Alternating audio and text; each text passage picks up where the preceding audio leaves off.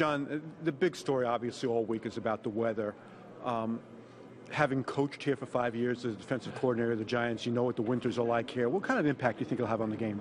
You know, I'm not that worried about it. I mean, we practice and play and some really all the elements there can be this past season. So we're kind of weatherproof and really haven't given it much thought. You know, obviously as it gets closer to game day and we know exactly what it is. Obviously we'll prepare for prepare for whatever it is. But our guys are pretty much ready for anything. Having been here for 5 years and this being the first Super Bowl in New York, New Jersey, is it special for you to come back to this area and take part in what could be a historic game? It really is. I mean, I think 5 years being here, I've got neighbors, friends that are all going to attend the game.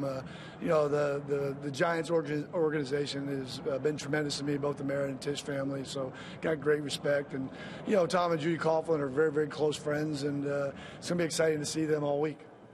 John, in November you had a health scare. You needed a heart valve replacement surgery. Just looking back on it now, what sticks in your mind? And obviously you're happy to be here.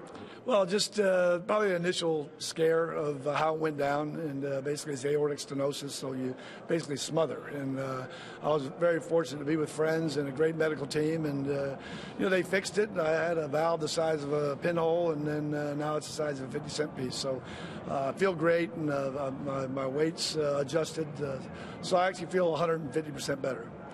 Peyton Manning was talking on Sunday night about you FaceTiming the team about a week after the surgery, and that he thought it was your first experience doing that, and you were right up close to the screen, and the players got a kick out of seeing that. What do you remember about that? Well, I think it was just it was good to put eyes on him. I've been away from him for a week. That was the first Monday after my surgery. So he's right about one thing. I'm not very technological at all when it comes to that. But it was great to be able to see them and let them know how much I cared and missed them. And fortunately, was back 3 weeks later. It's been nearly 2 years now, 2 full seasons actually, that you've been around Peyton. Are you surprised at the level he's been at, considering he's had 4 neck procedures? Really, anything he does not surprise me. The guy's a tremendous work ethic, maybe the best time manager I've ever been around.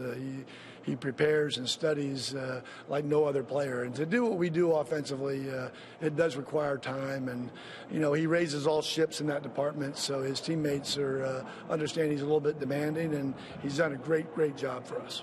The criticism, if there can be a criticism of Peyton Manning, is that maybe he's the best regular season quarterback in NFL history, but he's only been now to 3 Super Bowls. Of the first 2, he only won 1. Do you look at it that this is a legacy game for him, or has he already carved his place in NFL history? Does he need to win this game for his legacy? Well, I'd like to see him win this game. Sure you would. But not really. I mean, he's going to be a first ballot Hall of Famer. We have another young man, Champ Bailey, who's going to be the same. So, I think at the end of the day, people respect what they've done over a long period of time at a very high level. I think, I know for him, for us, the organization, his family, again, it's something you work very hard to. It's hard to get to these things. Just the fact that he's been to 3, I think is pretty remarkable. And, you always are doing everything you can to win this game. Now, as far as the game on Sunday, #1 offense versus #1 defense, you're a defensive guy. They say defense wins championships. Your defense played very well against New England. Do you feel that your defense has been somewhat overlooked in this game? Not really, and we don't really look into, who gets the credit. I think the whole team does. And, I know there's a lot of great storylines, the one offense, the one defense, but the thing I know is the team that plays the best or the best team is going to win. Taking a look at the resume of John Fox while with the Broncos, 34-14. They've won the AFC West in each of his 3 seasons. Broncos headed back to their first Super Bowl since 1998. Fox just the 6th coach all time to lead 2 different teams to the Super Bowl.